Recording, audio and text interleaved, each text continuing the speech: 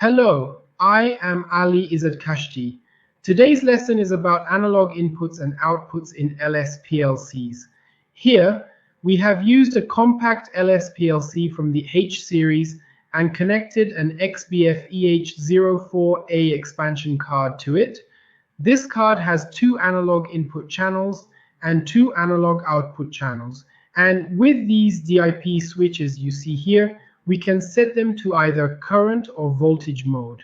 Here we have used a Suha model CY580E weight indicator and connected a Suha single point 5 kilogram load cell to it. Our weight indicator has an analog output which we have set to 4 to 20 milliampere, and we have connected the output of this indicator to the analog input of the expansion card. Also, we have connected the analog output of our card to the analog input of a GSDL LS drive. Well, what we have done here is very commonly used in industry, especially in filling machines. The process works like this. When there is no load on the load cell and our indicator shows 0, our frequency is set to the maximum, which is 50 Hertz. Now, when we add weight to the load cell, as the weight increases, the drive frequency decreases. Since our load cell's capacity is 5 kilograms, when the weight reaches 5 kilograms, the drive frequency becomes 0. So this method is used in filling machines for filling operations. Well, these are the settings related to the GSD drive. Alright, today we want to get a bit more familiar with the analog inputs and outputs in LS PLCs and write the program for the video we watched together in the XG5000 software. Analog inputs actually receive an analog signal from us, and that analog signal needs to be a standard analog signal. In industry, a standard analog signal is either current-based or voltage-based. A standard current analog signal can be 4 to 20 milliamps or 0 to 20 milliamps. A standard voltage analog signal is usually 0 to 10 volts or 0 to 5 volts DC, which we recognize as standard analog signals. If we connect this analog signal to the input of our analog card, and our analog card has a 12-bit resolution, it will give us a value between 0 and 4000 in the PLC, and we can use this 0 to 4000 range in our programming. This range allows for more precise and accurate control in our automation tasks. Here in this particular image, it's showing us a compact LS PLC, which is from the H series of programmable logic controllers. In the case of LS compact PLCs that belong to the H series, by default, these devices do not come equipped with analog inputs or analog outputs.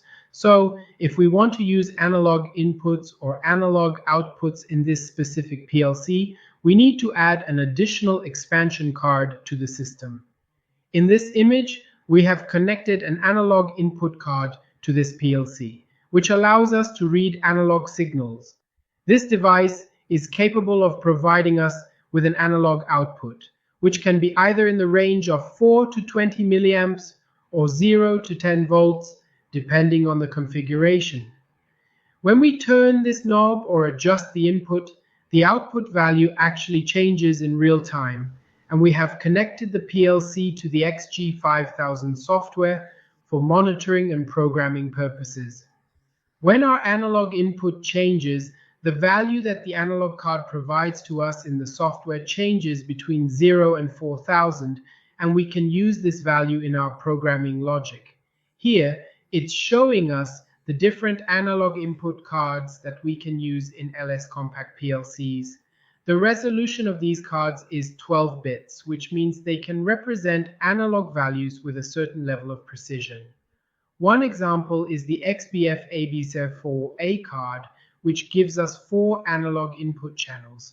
These analog inputs can be configured to accept either voltage or current signals, and you can set whether it's voltage or current using the DIP switches that you see here on the card. There's also the XBF ADS8A card, which accepts 8 analog input channels, allowing for more inputs to be connected. These inputs can also be either voltage or current depending on the application requirements.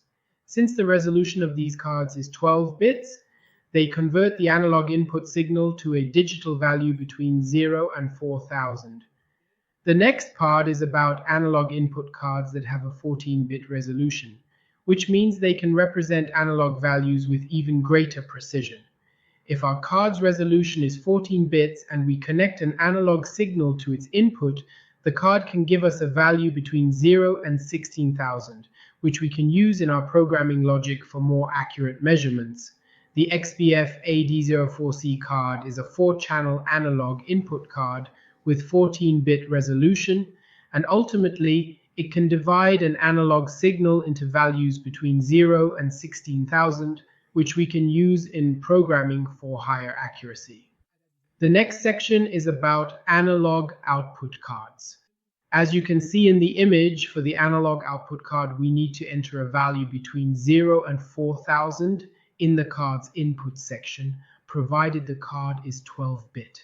So, if our analog output card is 12-bit, we need to enter a value between 0 and 4000 in its input section, and in the end, the card can give us an analog signal, which can be 4 to 20 milliamps or 0 to 10 volts, depending on the type of card we choose. The outputs can vary. If we need a 4 to 20 milliamp output, we use one card. If we need a 0 to 10 volt output, we use another card. In this image, we can see both voltage and current analog outputs. The XPF DV04A is an analog output expansion card that we can connect to LS compact PLCs. It gives us 4 output channels, which can be set to 0 to 10 volts or 0 to 5 volts, and we can configure this in the program. There's also a current type analog output card model XBF DC04A. This card gives us current outputs which can be 0 to 20 milliamps or 4 to 20 milliamps, and we can set this in the XG5000 software.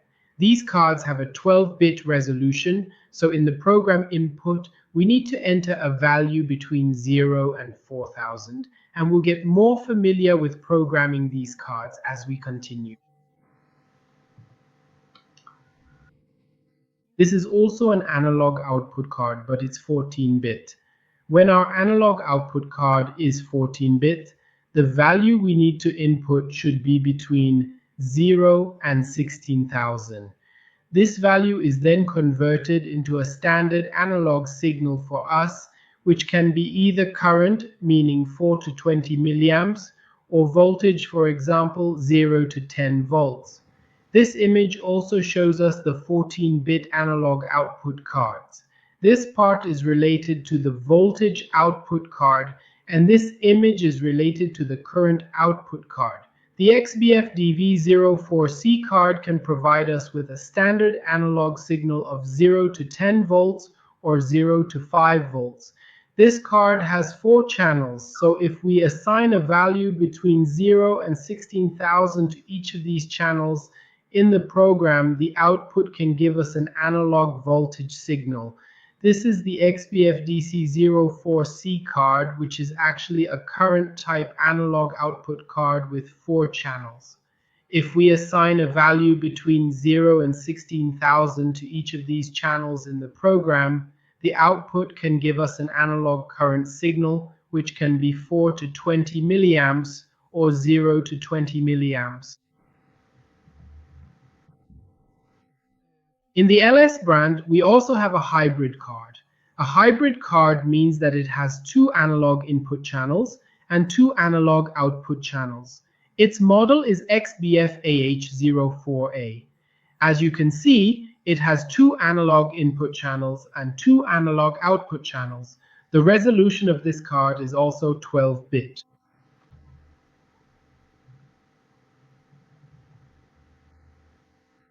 In this image, we can clearly see the LS Compact Programmable Logic Controller, also known as the PLC, to which we have securely connected an XBF-AH04A card, which is an analog input and output expansion module. As we saw and discussed in detail at the very beginning of this comprehensive tutorial, we connected the analog output of an SI580E weight indicator device to the analog input of this card, allowing for precise signal transmission. We also connected the analog output of this card to the analog input of our LSG100 drive, which is a variable frequency drive used for motor control. The wiring for this setup is done as follows. On the weight indicator, there is a dedicated section called AOUT, which stands for analog output, and as you can see in the image, the positive and negative terminals are clearly specified and labeled. We took a wire from the positive terminal of the weight indicator and connected it to the positive terminal of analog input channel 0 on the XBF-AH04A card. Similarly, we connected the negative terminal of the weight indicator to the negative analog input of channel 0 on the card. For the analog outputs, we connected the positive output terminal of the XBF-AH04A card to the I2 terminal of the LSG100 drive, and the negative analog output terminal to the CM terminal of the LSG100 drive, ensuring proper signal flow. So, this is how the wiring for this particular project is done, step by step, to ensure accurate and reliable operation. I should also mention, as an important note, that the XBF-AH04A card requires a 24-volt direct current, or DC, voltage supply, which can be provided and supplied to the card through these two specific terminals as shown in the diagram. This completes the detailed explanation of the wiring and connections for this project. Alright, now let's enter the XG5000 software environment together and write this program step by step. So here, at this point, we've entered the XG5000 software environment, which is the main interface we'll be working with throughout this process. To start, we first need to define our card in the I/O parameter section, which is a crucial step before we can proceed with any further configuration. In this part of the process, we first define our PLC, which stands for Programmable Logic Controller. Our PLC, in this particular case, is the XECDR32H model, which is a specific type of controller used for automation tasks. Now, in this section, we need to define our card, which is an essential component for handling analog signals. If we click here, there's a section called analog.io, which stands for Analog Input and Output. If we click on that section, we can select the XBF-AH04A card here, which is the specific analog card we are using in this setup. If I click here, a window will open where we can configure the settings for this card, allowing us to tailor its behavior to our requirements. As I explained earlier, this card has two analog input channels and two analog output channels, which means it can both receive and send analog signals. Here we've used the analog input channel 0, so I'll enable channel 0 to allow it to receive input signals. Now, this part of the configuration asks what type of signal your analog input is, voltage or current. Since our analog signal is 4 to 20 milliamps, which is a standard current signal range used in industrial automation, I'll select 4 to 20 milliamps as the input type. In this section, it asks how the value provided by the card should be represented in the software. As I mentioned, it can be between 3000 to 4000, or between -2000 to 2000, or other ranges depending on the application. For example, it might be limited to between 400 and 2000, or 0 to 1000, depending on the specific requirements of your system. You can choose any of these ranges here, but usually in programming, we use the range from 0 to 4000, as it provides a good balance between resolution and compatibility. There's also a filter here. If you want, you can enable this filter to help smooth out the input signal. This filter is for cases where there are sudden changes in the input values. It will ignore those sudden changes and filter them out, providing a more stable reading. Now this part is for our analog output configuration. As mentioned, our analog output also has two channels, and we've used channel 0 for output as well. We'll enable channel 0 to allow the card to send analog signals out. Now it asks what kind of output you want. Should it be 4 to 20 milliamps, 0 to 10 volts, or 0 to 5 volts? Which one do you want? We'll select 4 to 20 milliamps, as it matches our input and is commonly used in industrial settings. I'll click OK to confirm these settings. An important point to remember is that after configuring these settings, you need to click Apply to save the changes. We'll click Yes when prompted to confirm the application of these settings. Now, a window will open showing the register addresses for this analog card, which are important for programming and troubleshooting. I'll select Tick All to include all available registers and click OK to proceed. Now, let's move on to the programming environment, where we will write the logic to use these analog signals. The program we wrote uses one analog input channel, and we've connected the weight display to this input, allowing us to monitor weight measurements in real time. Now, we want to be able to read a 4 to 20 milliamp signal in the program, so we need to use the appropriate functions. Here, I'll use the function section, which contains various tools for processing signals. I'll click here and then click on the main page to access the main programming workspace. To bring up this window, you can also press the F10 key on your laptop, which will open the Functions and Function Blocks window, providing quick access to all available functions. Here, I'll use a move function, which allows us to transfer the value from the analog input to a variable in the program, making it available for further processing or display. This completes the basic setup and configuration for using the analog card in the XG5000 software environment. I connect the enable part, ensuring that the connection is secure. In the input section of this move function, since we used analog input channel 0, I specifically select IB0 data here. For the output section, as we mentioned, we're actually inputting a 4 to 20 milliamp signal, and the output will provide us with a value between 0 and 4000. I use the same out here, but I just set the data type to integer, making sure the output is in the correct format. So this part of the program is related to the analog input module. So we can have that value between 3 and 4000 here. Now the output section has a very important point. For the analog outputs, whichever channel we want to use, there is an out enable section. You absolutely must activate the out enable. Here, I use a coil to activate the out enable. In the D to A section, meaning the analog outputs, our channel 0 has an out enable. So this DA0, which stands for digital to analog, means our analog output section, channel 0, has an out enable that we absolutely must activate. The way to activate it is like this. Well, after we've activated it here again, I use another move instruction.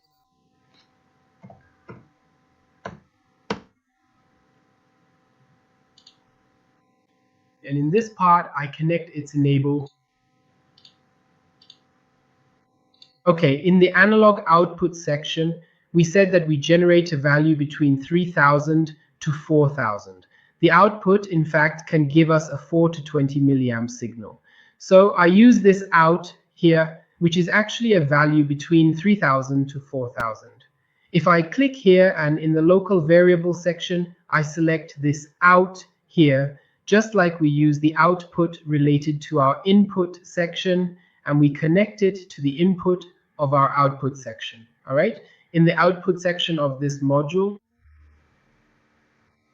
in the global variable section, since we are specifically using channel 0, which is also known as DA0, I will select this one. Now, our program is ready, and if you upload this program to the PLC, you can then run it. Thank you for your attention.